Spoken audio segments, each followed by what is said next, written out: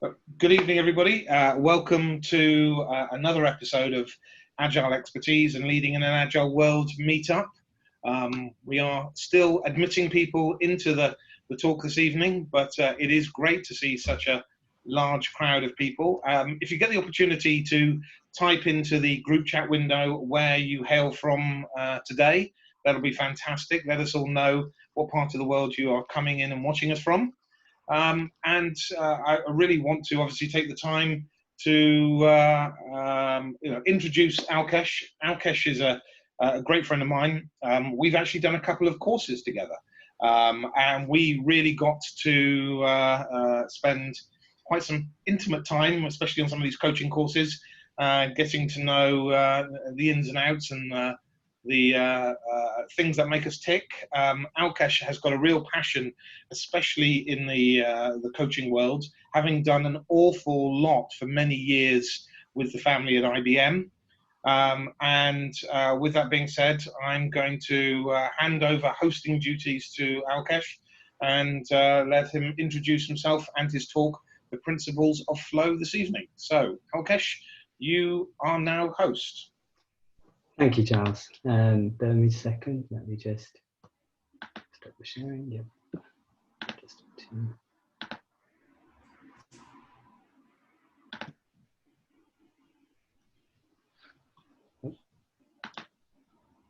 okay, Charles, just confirm. Can you see the title slide? Yes, all good. Fantastic. Thank you. Thank you, Charles, for that introduction. And first of all, thank you all for spending the evening with me, evening in the UK, that is. Obviously, Texas is going to be quite early, but it's really good to that you have been able to spend the time with us. I hope you do find this talk of interest and you're able to make use of what I say. But, you know, why listen to me? I have spent most of the last 40 years in IT, leading teams, being Scrum Master, Product Owner, Agile Coach, and an Enterprise Coach.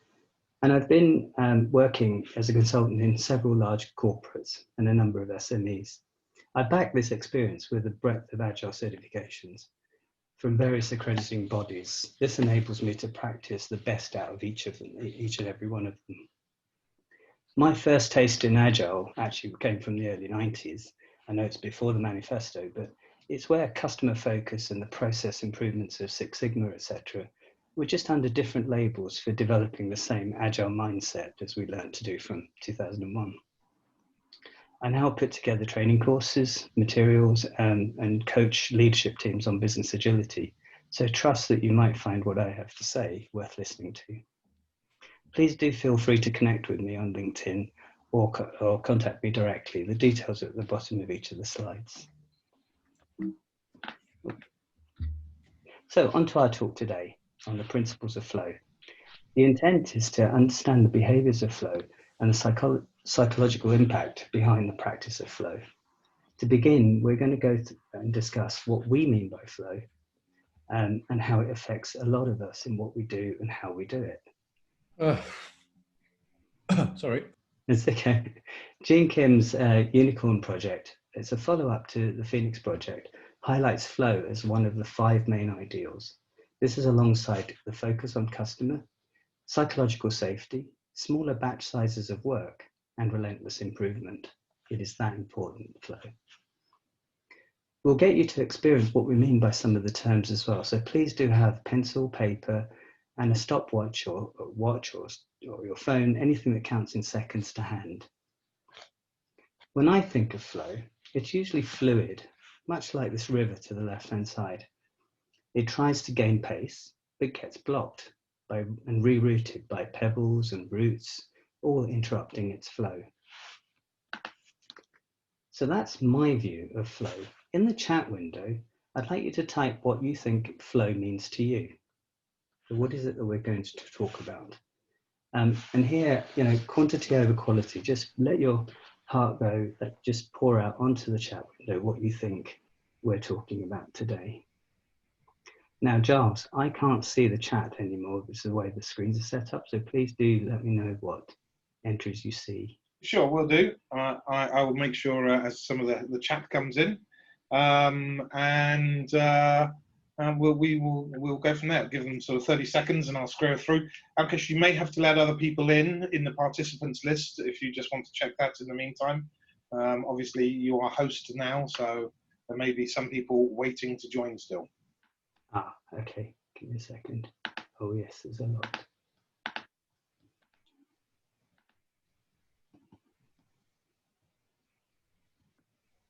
Okay, thank you. Remind me to keep doing that. You're welcome. So, Alkesh, please let us know when the time is up, and I shall go through some of the stuff that's in the chat. I didn't put the timer music on, so let's just see what we've got. What's the chat look like? Has it still got people typing? If so, yeah, absolutely. So we've got things like such as when you're in the zone from Wasim. yeah. Russ has said flow is process flow and value flow. Femi's come back with continuity and sequential flow. Christina's come back with continuous pace and progress. Alex has come back with how work gets done. Terence has come back with flow is continuity and backfill. Alex has also come back with understanding and identifying blockers. Rohit's got forward thinking. Arabella's come back with being in the zone. Craig's got consistency. Russ has got movement. Annika's got the ease with which something runs through the system. We want to avoid boulders and bottlenecks. Yes. Alistair's got the opposite of block. And Philippe's got things just happen easily, whether it is planned work or other work types. So we've got a huge amount. We've got some in here also from Benny, everything moving together in unison. Apologies, I can't get through everybody's. But we've also got Brianna, path of least resistance. That's very good as well. That's Archie, yes. Getting things done. You know, again, all of these are absolutely spot on. Dylan, flexibility. So absolutely. Fantastic. Thank you, Giles. And thank you all for that. And most of what you're saying rings true, which is about getting things done, getting momentum, getting continuity, consistency, getting in the zone. All of these things will come up in our talk. But, you know, before we continue, I just wanted to talk about this slide. It is about getting things done, and it's progressing work from the left to the right, you know, getting some kind of momentum. Time, in its own way, is a momentum of flow. And I'd like you to think about this message in particular about time. You see, we don't often value our own time as much as we should. I'm sure all of you, if you stop and think about that, is actually true. You need to value your own time. It almost seems to be used by someone else or for someone else, whether it's work or home, family or friends. It's always seemed to be spent on something else. And you know what? If you do nothing at all, you'll still spend it. It just disappears. And it disappears fast. You cannot bottle it up. So time is critical and you need to value it. Just wanted that's just a side bit about flow. But sometimes, you know, we are our own worst enemy in trying too hard to do too much. Here we look at the loading of how much we take on. The common issue is that we have long to-do lists, large pieces of work, or simply just taking on too much to do at any one time. Sometimes it's deadlines and pressures that maximize our load.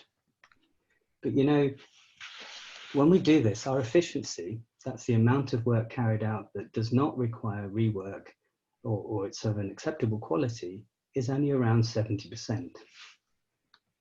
If we load a little less, if we allowed, say, 20% buffer time to breathe and think about the work that we're doing, allowing for some things to take a little longer without stress, and some work to slip in time without creating that domino effect that makes other things even more late, then what we'll find is our efficiency actually goes up. The quality lifts, rework reduces, and you feel better using this buffer to catch a breath, think more clearly, and have the time to complete something without stress. Talking of stress, a US study by Maslach in 2014 detailed that the cost to employers of stress-induced time off, illness and attrition cost their economy $300 billion a year. And that's a 6-year-old study. Imagine what it's like today. The drop in efficiency is mostly due to context switching, but also continuously being fully loaded will lead you to burnout. We just cannot continuously function maxed out at 100% of our capacity. My mantra here, something for you to remember, is do less to achieve more. It absolutely sounds bizarre, but trust me, it really works. Do less and you'll achieve more. I'm just going to pause and let a few more people in.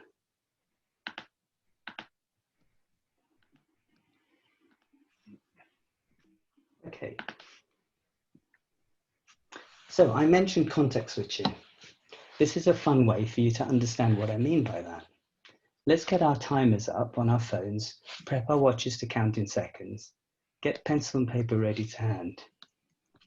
Now, I hope all of you know your alphabet, at least from A to J, and you know your numbers, 1 to 10. I hope you do, you managed to get into this call easily. And Roman numerals from I to X.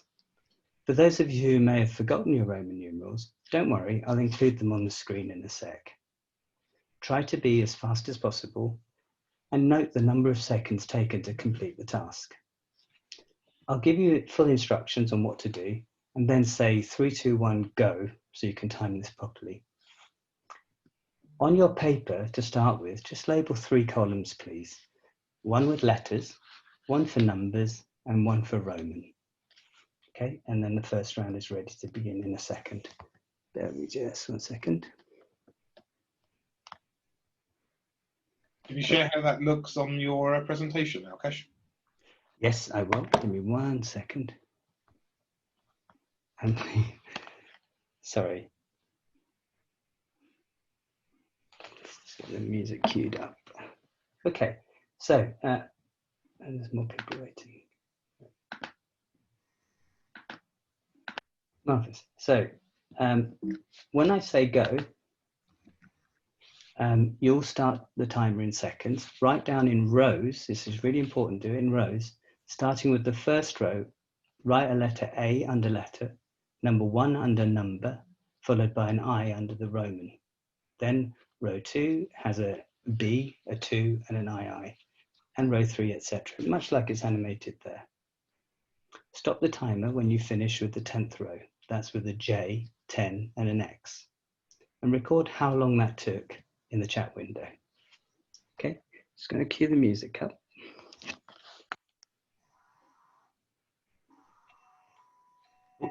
Ready, steady, go.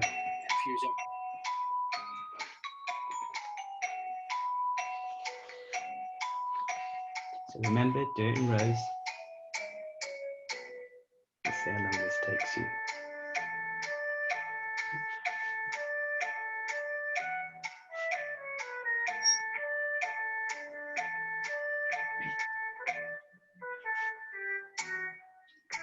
Russ. Cool. Okay, so it should be taking between about 45 and 60 seconds for most people. That music, by the way, is around about 30 seconds, so don't worry. So Wasim's come up with 30 seconds. Wow, that's really good. So record your first times and see what else. What else have we got, Giles? 30 seconds is pretty quick. We've got Alex sharing 42 seconds. Right. We've got Alistair 41, Craig 40, Pamela 32, Terence 34, Dylan 45. So that sweet spot, that's exactly what you said. Yeah, okay. Fantastic. Okay, thank you, Giles. Ben 36. So yes, quite a good set of numbers coming in. Good. Now for round 2, what I'm going to want you to do when I say 3, 2, 1, go is you're going to do this time you're going to do it in columns. So you're going to write all your letters first, A to J, A, B, C, D, and then you're going to do your numbers, 1, 2, 3, 4 to 10. Then you're going to do your Roman numerals, I to X. Okay, so ready? And Russ, you can do it the other way now. 3, 2, 1, go.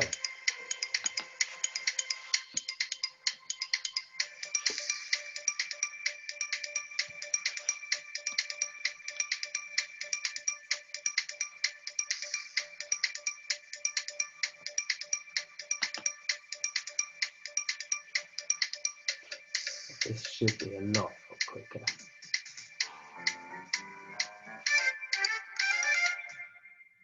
So Giles, what happened? Well, we have got scores of 12 seconds, 18 seconds, 17 seconds, 22 seconds, 23, 20, 27, 26. Fantastic. So half the time. We've got a 13 from Terry. So we've got Maru's got 13 as well. So we've got some very low scores, some great scores coming in. That's brilliant. So the speed difference is an amazing average at about half the time then. That's what we've met, yeah? Correct. Good. Well, you know, you all knew your alphabet and your numbers, right? And nothing changed except it just took you half the time. You see, you switched your context between your letters, your numbers, and your Roman numerals 30 times in that first round.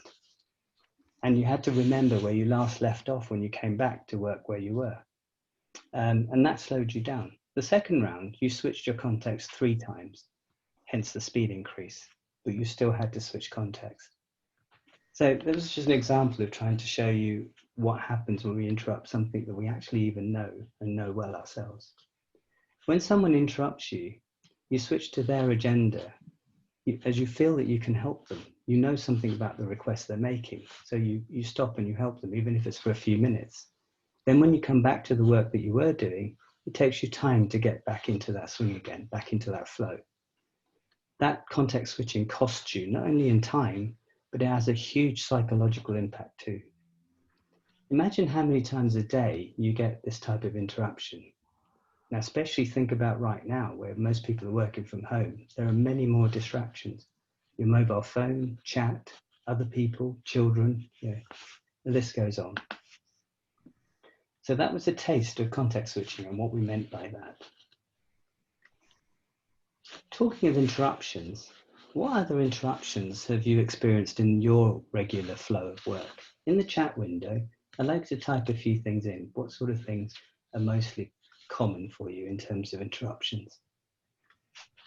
I won't play any rubbish music, I'll just wait. Well, we've already got a few great ones coming in. We've got from Anand, we've got meetings, we've got emails, need for coffee, someone asking for help in Slack, hunger, notifications, Slack, Teams, kids, internet, phone calls, email pings, social media pings. A great one from Brianna, unplanned production outages, yes. Good one, yes. We got tap on the shoulder, great one from Yogi, pandemic. Of course. Sport online, colleagues calling, something needing immediate attention, Twitter, a meeting that should have been an email. Yes. Oh my God. There's a huge number of great things there that have been shared. Fantastic. Thank you, Giles. So you've covered a lot of what I was going to do in the next few slides, talking about what these are. What I've done is I've grouped the most common ones that we've experienced from many different companies into 3 categories, which are people interrupting you, meetings, that kind of stuff, process, which we'll go into more detail in a sec, and systems, the system itself interrupting you. And all I'm going to do is give you a few tips on how to manage and maintain the flow amongst those. So that was a great list. Thank you, guys. Okay, so first of those is interruptions by people.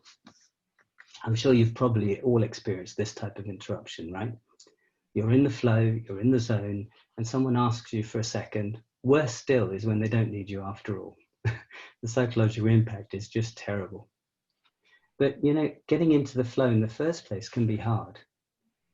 As you've seen from context switching, getting back into the flow when somebody's interrupted you can be equally difficult.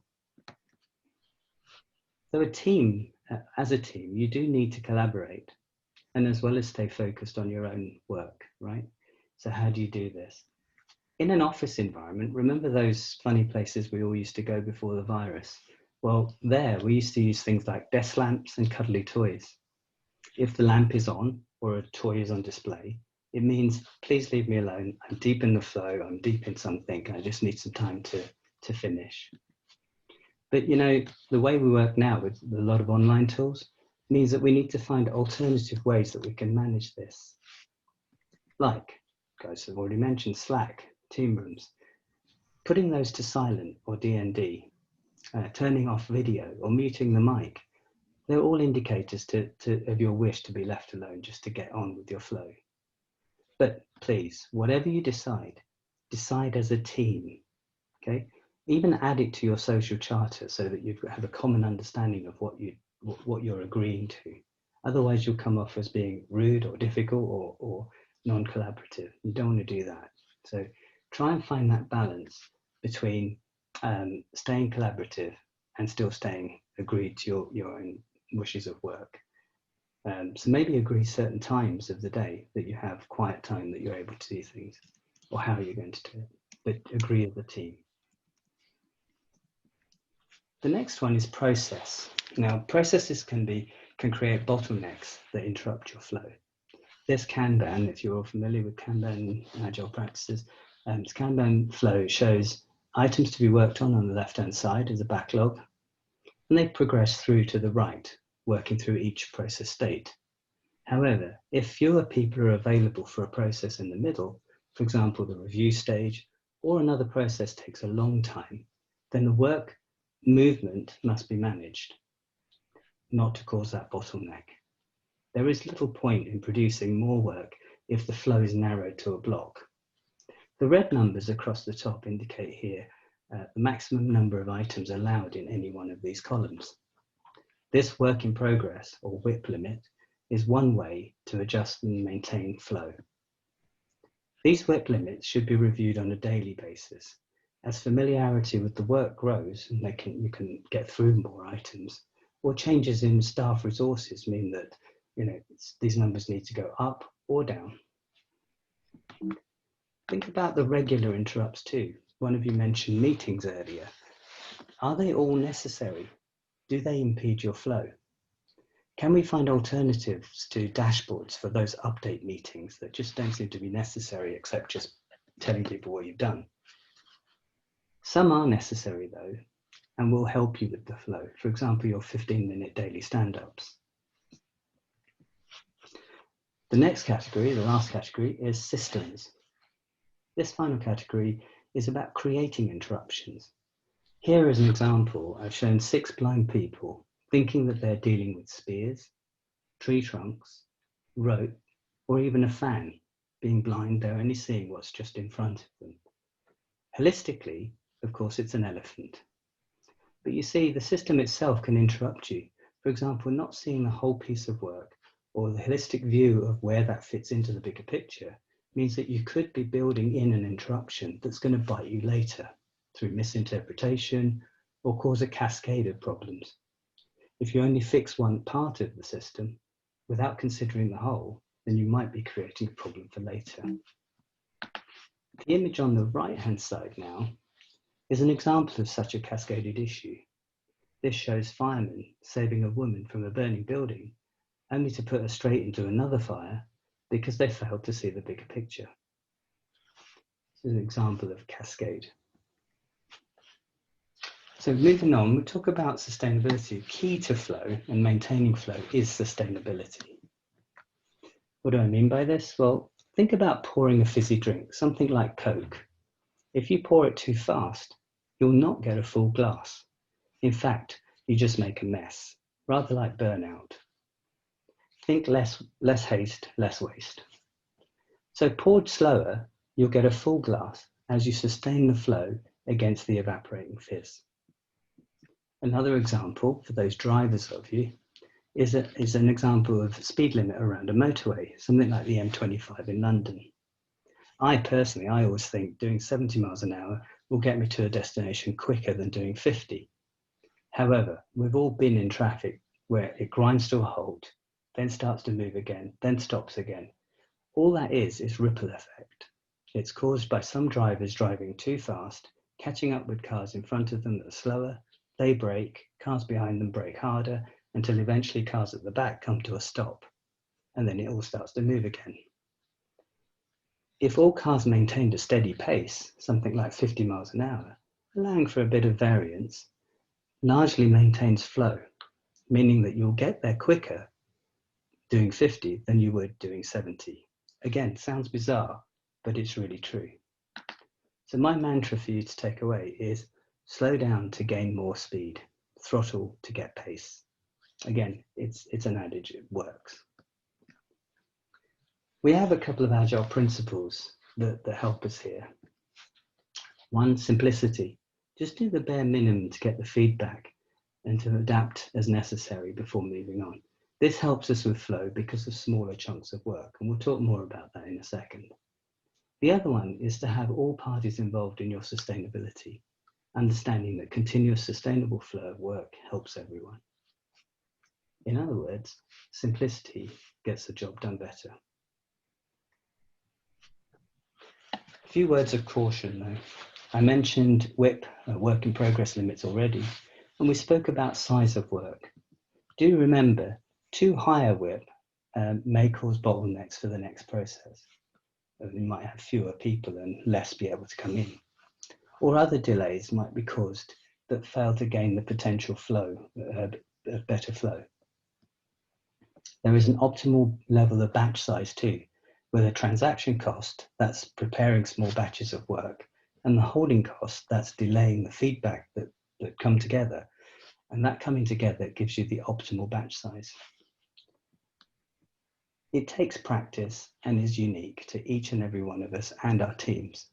So find your optimal balance. There's no recommended number I can give you. It works just for you as a team and for you as an individual. But we do recommend that you break your work down into the smallest possible pieces of work that produce value. Why? Well, it leads to better flow, with more chance of completing the piece of work uninterrupted, less chance of change, that's the variance by others, and greater predictability to complete the work. And in turn, that will engender trust with whom you're doing the work for. Now, considering those smaller pieces of work and the value, I'd like you to think about Kaizen. Kaizen means change for the better. Dr. Deming, the man behind Plan Do Study Act, or Plan Do Check Act, as many sites have it, it's a cycle that repeats itself in almost all walks of life. He took the concept of Japan, where Toyota and others instilled a way for all staff to consider what around them can be continuously improved by the simplest, smallest of changes. You can do this now yourself to start. Think about the work you have on and ask yourself, is it of value to you, or is it of value to who you're doing it for? If it's not of value, why are you doing it? Aren't you busy enough already? The equation I mentioned in the text there can help you decide what to do first when there's multiple items that appear to be of equal importance. Remember, break down the work into the smallest optimal size first, then consider how long each are likely to take. Some relative measure to represent size can be handy here, something like modified Fibonacci. If you do that, try and maximize the number, no more than 20. I would recommend less, 13 or so. This way, it means that any item of work that looks like it's getting too big, you'll force you to break it down even further to keep it within the size. Divide the why by the how. So that's the how important is this one item against another, and how long is it going to take to do. And by dividing one by the other gives you a factor of value. Sorting these values in order, so the highest number is at the top, will give you then your priority, delivering the maximum value in the shortest possible time. And a final note on Kaizen is think about 20 things around you right now that you could improve. I'm not going to ask you to write anything in chat or whatever, but just when you go back to your workplaces and when you look around you in the home, think about 20 items that you could change. Why so many? Well, we naturally will think of the major things first. Most major things to change take time and often cost money. If they didn't, you'd have done them already. Okay, so by thinking about more, you'll slowly get to the smaller, minute changes. And you'll find that some of those smallest changes can add the greatest value. You just don't know until you try. This is all about relentless improvement. And again, back to our Agile principles and a house of lean, a pillar, is all about this continuous improvement. Continuous attention to technical detail, excellence, and good design, as well as reflecting on how we work and what we can do to improve ourselves, is all about relentless improvement. Okay, those things that you find to change. Oh, bear me a second, I think this.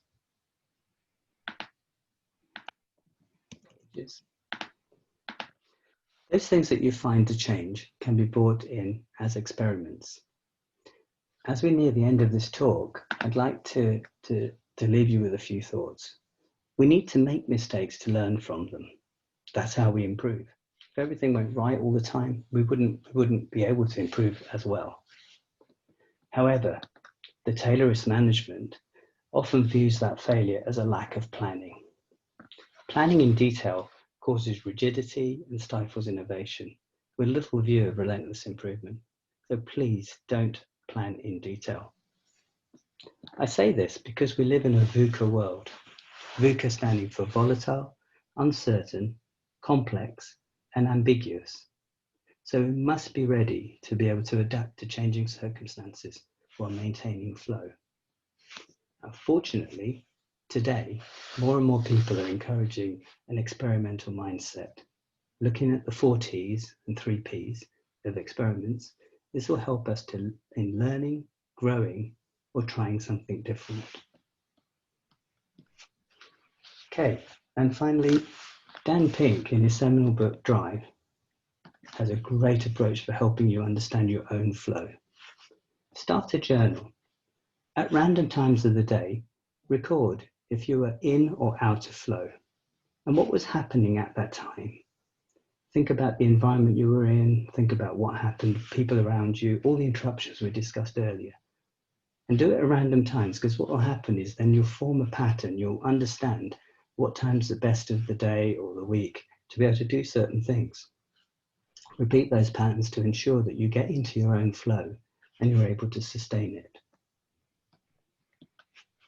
And so that brings us to the end of the talk. So just take a few minutes. I'm going to talk about reminders for you.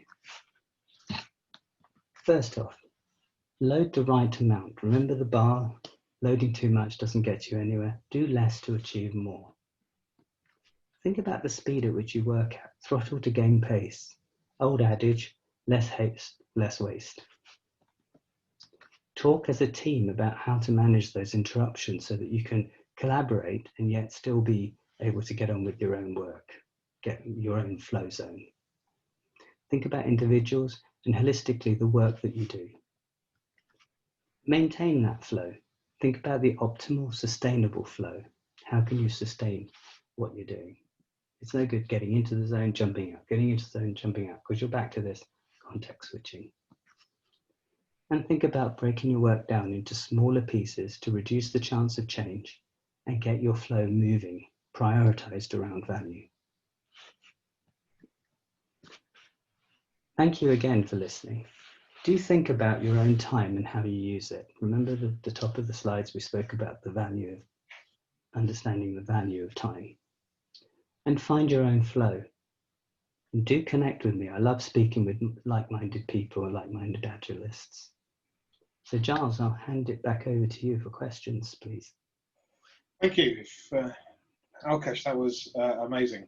Please, if you can pass back hosting duties, you can leave your Q&A slide up there, that's fine. I will then start going through the chat window as well for questions. And perhaps if some of the speakers want to raise hands, they may want to ask questions in person.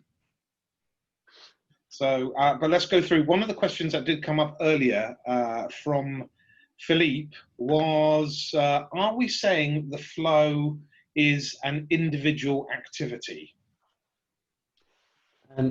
What I've tried to do with the talk is to explain it from both points of view. There is obviously a need within a team to collaborate, and that's a critically important part of the way that we work with Agile. But there's nothing to stop you thinking about how many interruptions you have personally and how you get in and out of flow. Even if you're doing as much as reading a book late at night, that interruption you get from the phone ringing or somebody coming to see you, or do you want a cup of coffee, or that kind of stuff, can interrupt that. And you don't understand the value or the damage that psychologically that can have. Even though it seemed innocent and seemed fair, it builds up. So individual flow is as critically important as team flow. Team flow, you have a lot of tools to hand, like Kanbans and things like that, to help you. But even in that, you still need a bit of time to be able to get on with your own work. So it's a bit of both. It's personal flow, personally understanding how you manage your time, as well as team flow to be collaborative. Brilliant. Okay, great. Thank you very much, Alkesh, for that. We've got the next question coming in from Yogi. Are Fibonacci numbers entered in the numerator? And in the denominator, is it in days or hours?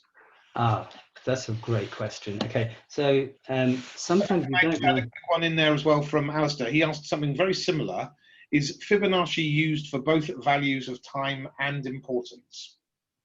It is. Now, initially it is, because you don't actually know straight away how long one piece might take over another, but you can relatively say if one piece is bigger than another. So we recommend something like a Fibonacci just to be able to give relative sizing. One of my teams I coached a long time back now, they didn't use numbers at all, and it was set around a nautical theme, and so they went for puddles of water. So they went from the smallest drop to an ocean. It doesn't matter what you use. It doesn't have to be numbers, as long as you can relatively say that one thing is bigger than another, than another, than another. Okay, so Fibonacci is great because in a lot of things in nature, things grow at around 60% potentials. And so Fibonacci naturally works really well with those numbers. But you still have to start somewhere. So that's why we recommend those kind of relative numbers. And they can go in both the top and the bottom, the numerator, denominator. Because again, when you value one thing over another in terms of how important it is, you don't perhaps necessarily able to give that a numerical value, but you are able to in Fibonacci say, well, I think I rate that one as a 3 and I rate this one as an 8, something like that. You can easily do that. So please, whatever works for you, as long as you can calculate a consistent way of how important something is divided by how much time or how much effort you think it's going to take. Brilliant. All right. Well, we've got a question that from Maru. What is your reference source for the 80% buffer slide you used earlier? I did try and look for this. It's a very, I use this slide about, must be coming on to 10 years ago now. I need to find it. I think there is an HBR, Harvard Business Review article that explains that efficiency measure. And it goes into a lot of detail about how they calculate the two. I just used it here as an illustration purpose. But if you're really interested, drop me a note, and I'll try and find the original article for you. I'm sure it was a Harvard review. Brilliant, fantastic. Next question from Wasim. We've got, assuming you can't be in flow for the whole day, what is the right amount of flow in a day for people who have mastered flow? For people who have mastered flow, that's interesting. The thing with this kind of stuff, especially on a personal level, is it's incredibly subjective. I can't sit still. So for me, I need to do 3 or 4 things at once sometimes. So my flow is actually chaos. So somebody else looking at that, they might think, oh my God, he can't get into flow. He can't get into one thing and finish it. But that's the way I work. So each and every one of us works slightly differently. So the amount of flow is just really more, for me, more measured, more personally, around what value I'm able to get out. So if I'm able to do something for 5 minutes uninterrupted, and I get a value out of it that's of use for me or for somebody else, that's it. That 5 minutes was flow. In other things, I might need a lot longer.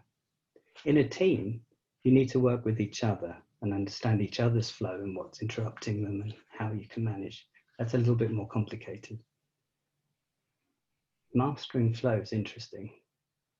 I think the world we live in today, back to the VUCA thing, it's really difficult to master flow. You might master how you manage your own time, but trust me, you'll be interrupted. Okay, let's move on to Pradeep's question. So, as an SPC, have you utilised waitest to shortest job first, where cost of delay equals user business value plus time criticality plus risk reduction over opportunity enablement over job size? Weighted shortest job first for prioritisation. Absolutely, yes. And for this talk, I went with a much simpler cut down version, which was how important something is over how long it takes, just to help you prioritize the work you have on. And in a way, I think that the secret sauce here is minimizing that work. Get your work sizes down small enough so that they flow quickly. You get them done quicker. You'll feel better about doing that, and you'll want to do more of it. So that's why we do that. Weighted shortest job first, absolutely, as the chap says, is about a lot more understanding of what the business understands in terms of what is a business value. And again, it uses Fibonacci or some relative sizing. Don Reinertsen, who's behind that, actually recommends that you try and do absolute time if you can do that in the bottom part, which is how long something's going to take. But if you can't, and it's just an initial start, then again, you can still use relative sizing for that. But absolutely, I've used weighted shortest job first a lot. On my own personal flow stuff, probably not as much. But you know, as much as most of our coaches, we can see the ways of improving other people, but we don't often look at our own selves and think how much better we can get if we can practice what we preach. I hope that answers the question. Brilliant. And I think more of a philosophical statement than necessarily a question from Philippe. There is no master of flow, or there would be no Kaizen. Oh, wow. Yeah. That's really interesting one. I mean, the reason I put Kaizen into this talk, in extension to flow talks I've done before, is because I wanted you to think more about experimental mindset and doing smaller and smaller changes. There's a fantastic book by Robert, called The Spirit of Kaizen. It's worth getting. And in there, he talks about how we often look at problem solving in a large scale way. We think we have a big problem, therefore there must be a big solution. And we've got to have this massive brainstorming idea session, something out of design thinking onwards to try and solve this problem. And yet the smallest things can have the most power. I'll give you a quick side story out of the book. Doctors in the US were struggling to have no-shows. No-shows cost them a lot of money. So people book an appointment and don't turn up for it, they have to pay, and it's an expense. So they had this struggle and wondering what to do, how they can cure it. And the receptionist came up with the most simplest way. On a little card on the desk, she said, please try and keep your appointments because we want to try and keep the costs down. And on text messages that they send when people book an appointment, it says, please keep your appointment because we want to keep the costs down. Didn't cost anything to do either of those, but they had a drop from something like 72% no-shows to like 30% no-shows in a week. Smallest changes, maximum effect. Brilliant stuff. Alkesh, thank you very much. Wasim has actually put in, for those that want to, before the Zoom chat this evening finishes, put in that recommendation for the book that Alkesh was just mentioning. Thank you. So that's brilliant. Thank you very much. Thank you. Community helping one another, sharing the information.